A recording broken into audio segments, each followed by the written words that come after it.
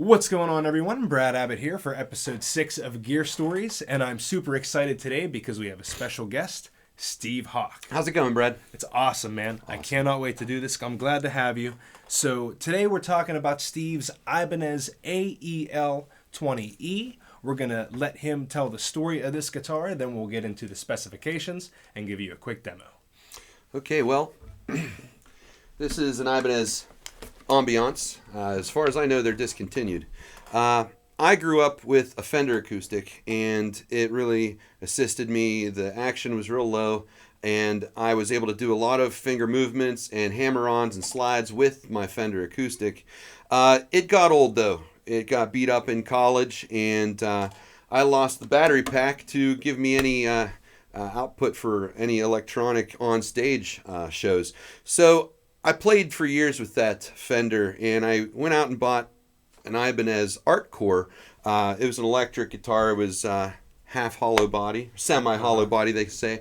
And that's when I started playing blue guitars. I don't know if I'm in this sort of weird blue period, like a Picasso thing or what, but I love blue instruments, and I fell in love with this guitar. Like I said, was in Forgotten Nobody, my semi-punk rock and roll band in the mid-2000s, and I started it in the early 2000s whenever I was in college at Mount Union College. And I always wanted to stay the frontman of a band and be electric. Once I got away from the acoustic, I always wanted to play electric. I thought that's how you'd get noticed. And for the longest period of time, I thought that's what was going to happen for me.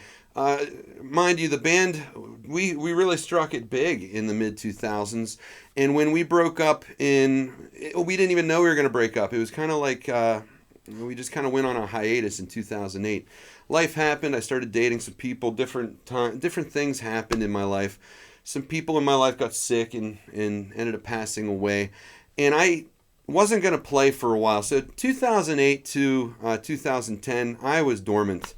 I played occasionally. I picked it up. The girl I was dating in 2009 wanted me to play out in the Indiana, PA area. And at the time, I was kind of thinking to myself, no, nobody's going to want to hear an acoustic guy.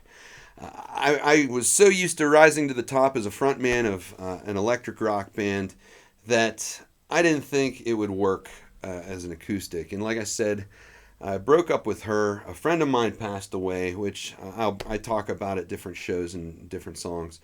And my grandfather had passed away previously to this time period. That wasn't a major hit on me. It's a grandfather. You expect those sort of things. But when my friend passed away, a friend that I had known from the time I was 3 years old, he passed away. That affected me in a different way, and it made me think of my life differently. And I had a back pocket full of a catalog of songs, and I had an album out with Forgotten Nobody, and people were circulating it around.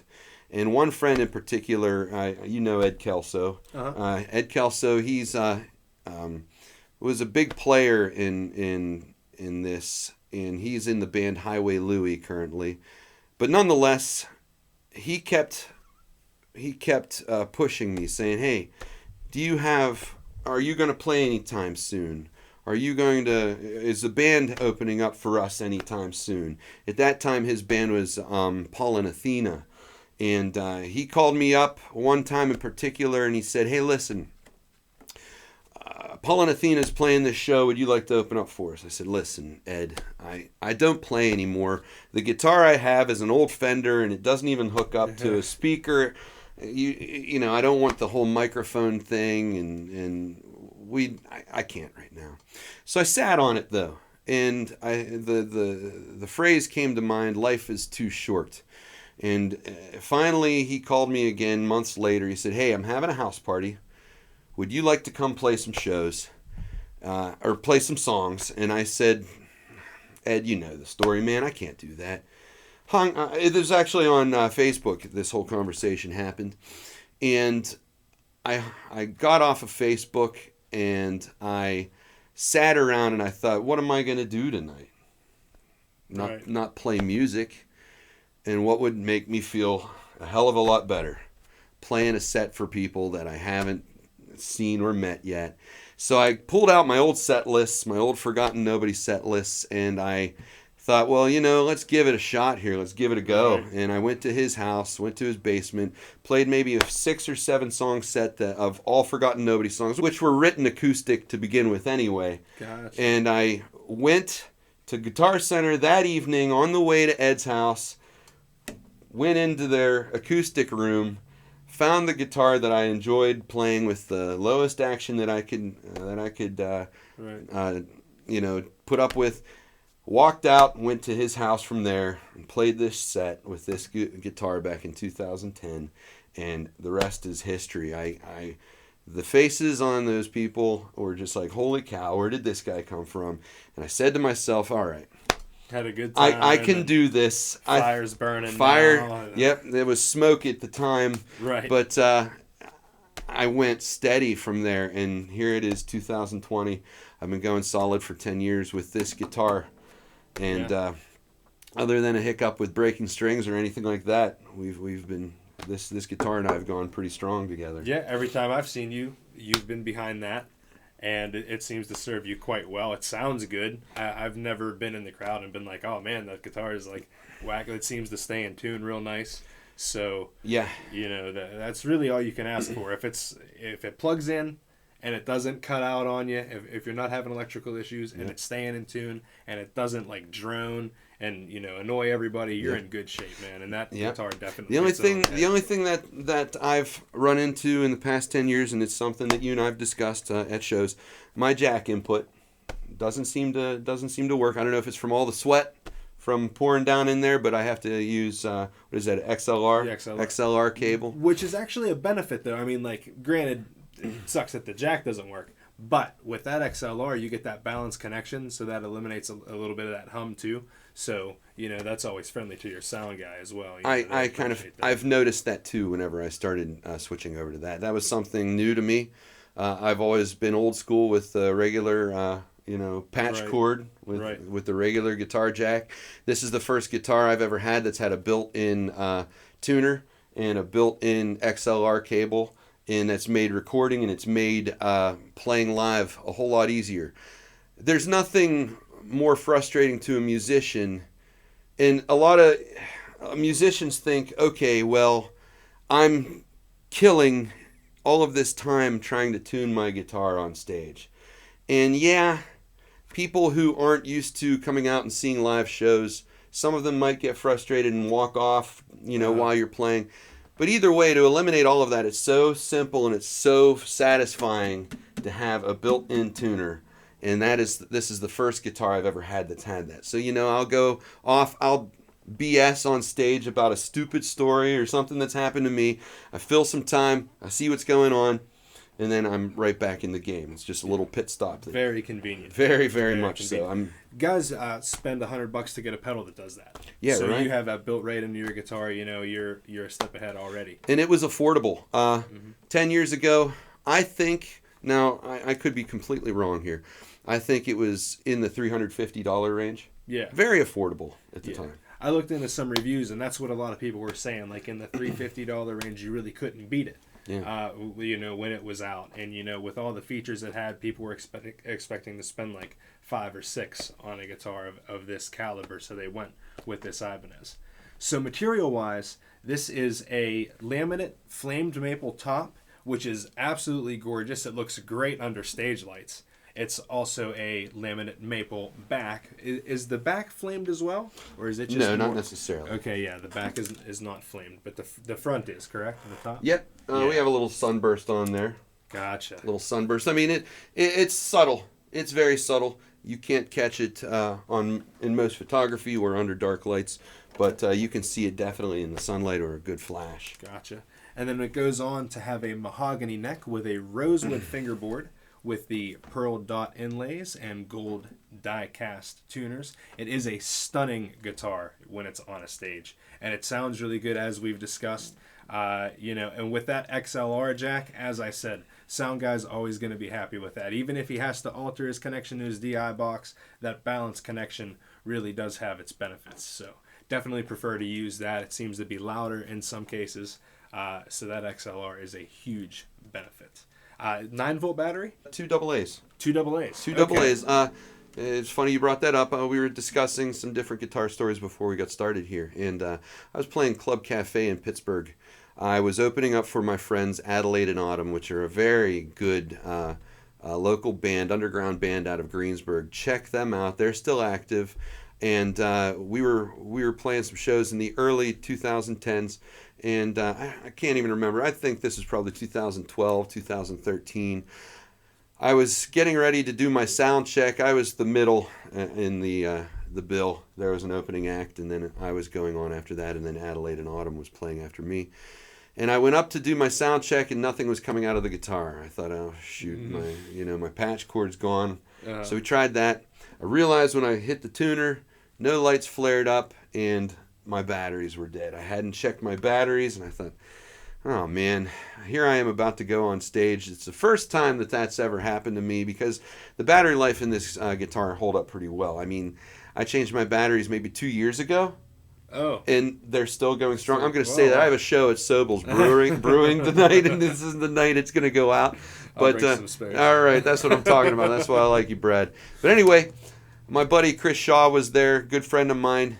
I said, Chris, there's I think it's a BP down at the end of 10th Street here, right around the corner. Go grab that for me. I sat around and I talked to the sound guy and BS'd with him and made up some stories. Oh, I don't know what's going on with this guitar. I don't know how. He comes running back. He was wearing a Penn's jersey at the time, so I guess on the way down, a couple guys were like cross-checking him into the boards and stuff like that as he's running by. Just one of those crazy stories that, of course, it's not funny to you. It's not, it doesn't mean anything. But at the time and place, that dude saved my life. Yes. And we always bring it up years later. Whenever he comes to a show, I laugh about it. And it's just a good story to go along. Always check your batteries. Always check your gear before you go on stage. Always have a backup. All right, so to start off, we're going to play something a little softer.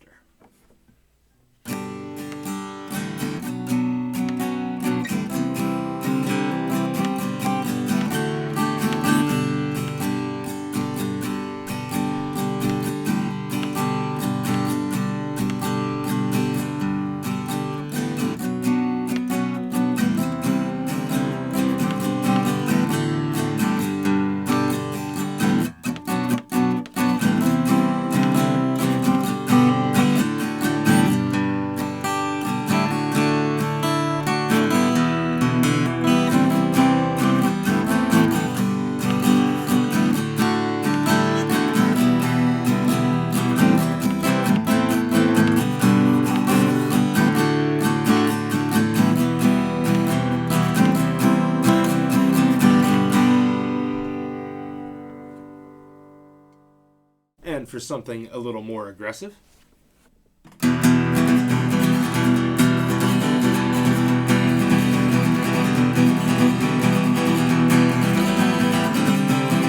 low action on this guitar has allowed me to play a lot of punk riffs as well. Now granted, this is more of a rockabilly type riff.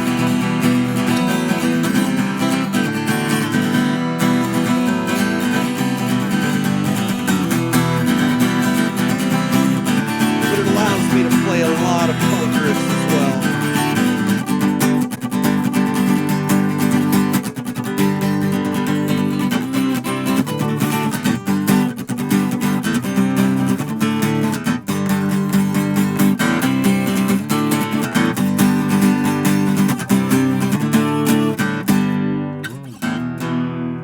So I mean, of course that really wasn't punk strumming, but you get the gist. Yeah, sounds awesome, man.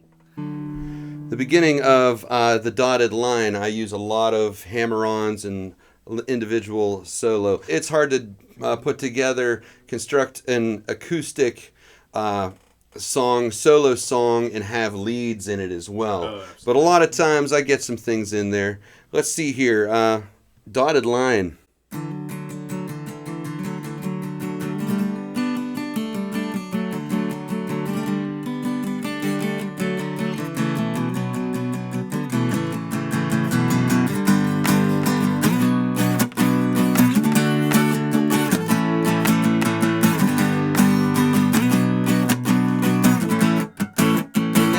Back to that lead about halfway through the song.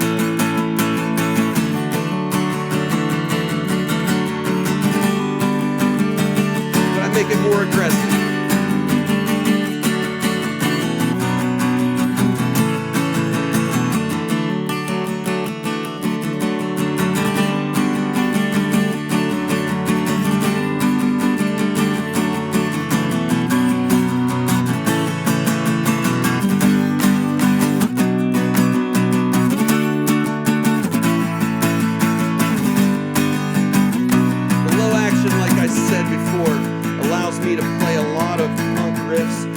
Chords, power chords, and then go back. I use a lot of mixtures when I construct songs. The last verse goes back to first position for a little bit of a different sound.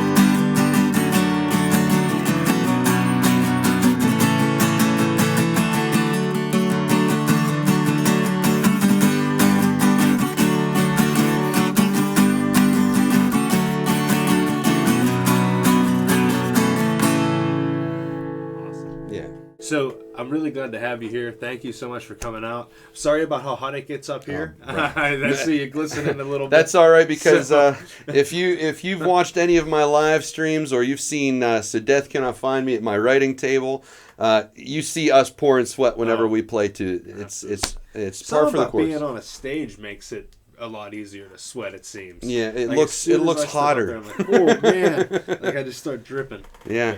But yeah, dude, thank you so much for being here. I love this guitar. I love the story behind it. I'm so glad that you've been at this for 10 years, bringing joy to the local scene with your performances. This dude is awesome. If you haven't checked him out, do it. He's all over the Western PA area playing shows.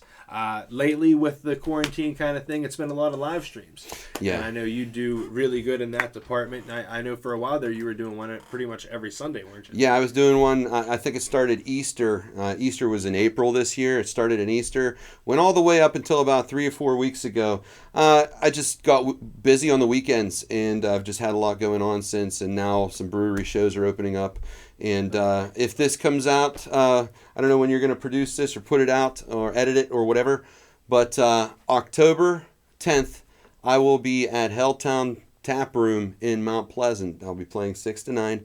And then in Uniontown on October 30th, I'm playing a Halloween show for Creature Fest at the Ramada in Uniontown.